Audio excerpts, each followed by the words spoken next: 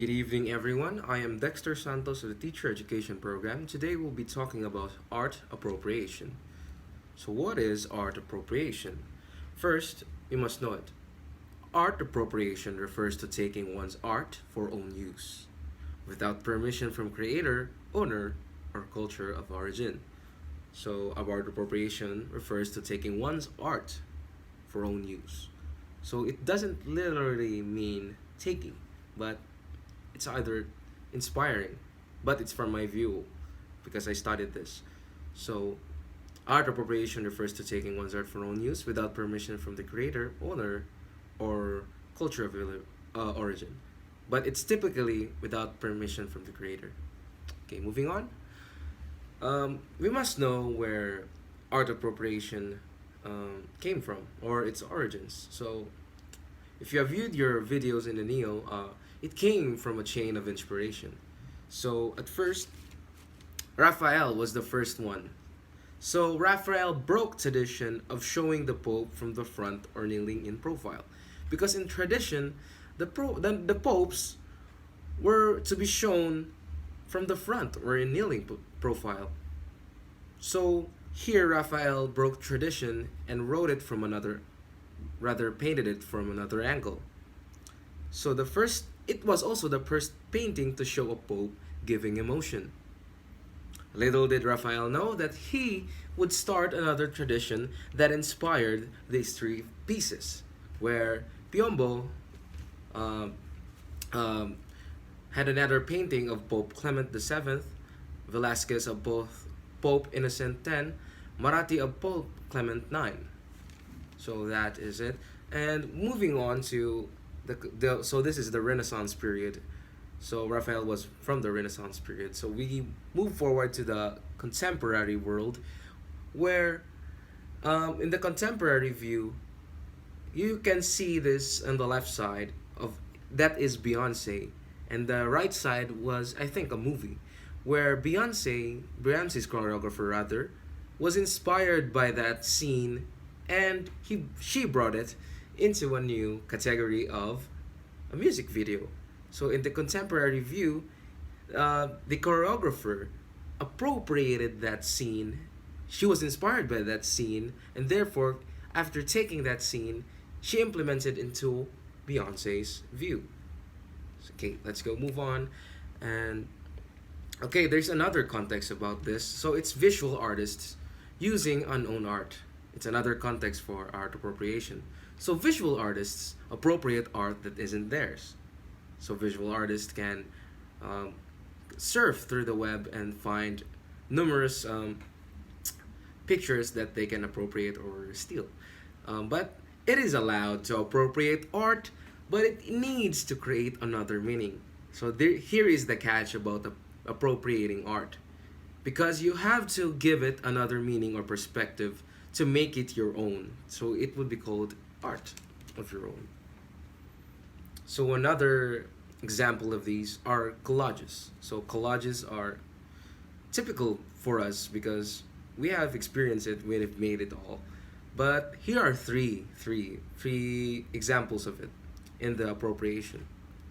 So you can see Martha Rosler's Vietnam War. This was the Vietnam War inspired. So she wanted to bring home and war in one picture. So she painted it as if war wasn't far from home. As you can see in the contemporary view in John Steziger, you can see a man with his eyes replaced with pillars or gates, however you call it. That is a contemporary view of a collage. So typically both added pictures out of existing pictures and made another view, another perspective, another meaning. So that is the essence of art appropriation. And the third picture, the random Google image, just shows random pictures. It doesn't appropriate because it doesn't show no meaning. And moving forward, so Alec Goss made a art, typically from Mickey Mouse. So I hadn't had the original artwork of Mickey Mouse, but this picture served as a political statement. So if it was inspired from President Richard Nixon. As you can see in the picture, you can see Tricky Mickey. So if you don't have that kind of idea of the political situations or issues about that time, President Richard Nixon was called Tricky Dick. So it's like Tricky Mickey, but it's just Tricky Mick. So it was inspired from this issue. So that is an example of a complexity of art can go through. This was just a simple art from Mickey Mouse, but it was made into a political statement that served an issue that aroused questions for the public and for ourselves during the political times. But we weren't there because it was for the constituents of President Nixon. So this level of complexity and subliminal potency serves as appropriation of art. If you can't reach this, then don't copy art and drawings. Okay, moving forward. Okay, another thing is photographs. So the internet holds numerous photographs, and artists use these for research material to inspire their new creations. As you can see in the picture, you can see a pug having an alligator's tail and a bat's wings. So photographs were used as research material to make the dog's face, body, and wings. So it was made from the pictures from the top, left and right, from the pictures of a pug. Jennifer C. made this. Okay. Next, tracing. Tracing is also a part of art appropriation, yet it holds another idea.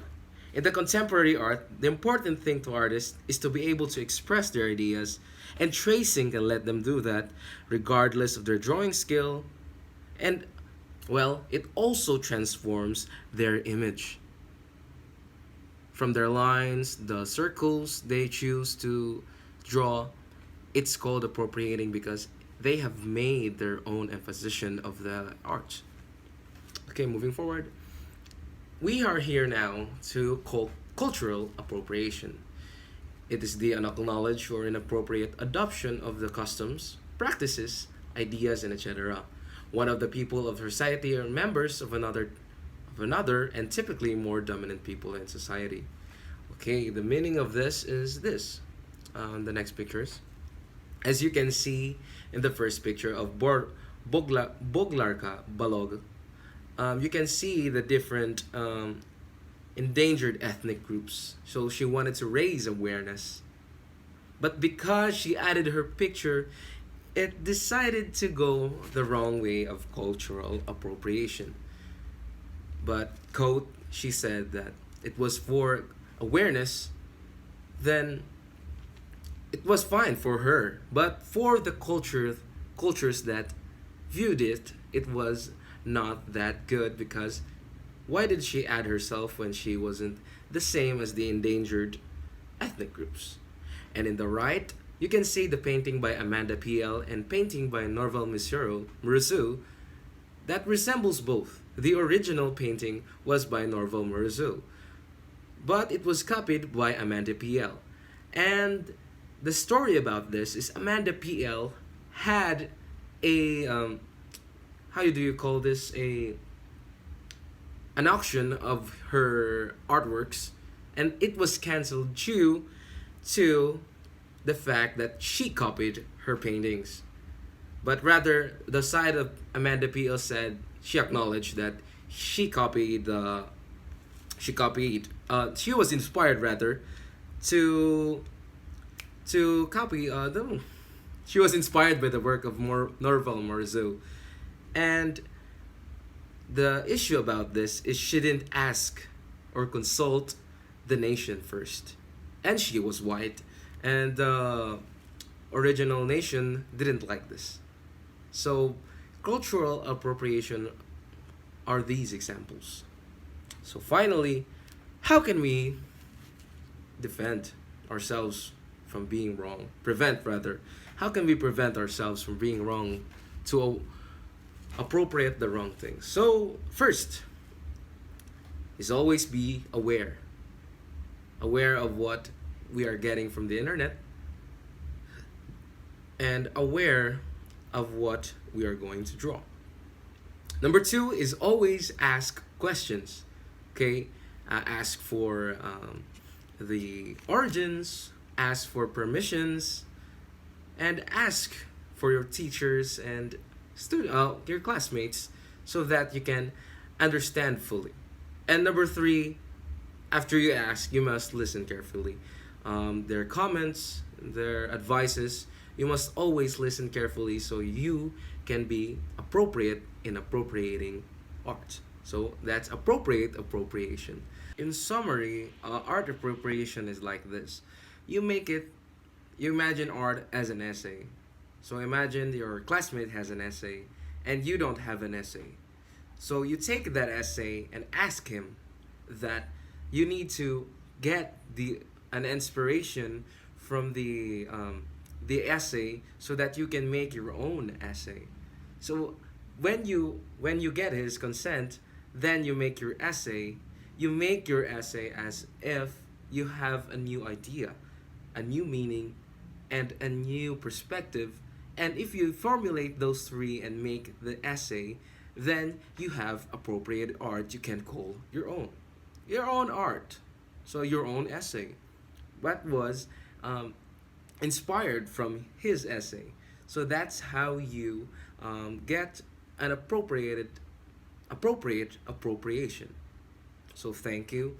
Thank you for listening, everyone. This has been Dexter Santos, and I hope you have a good night.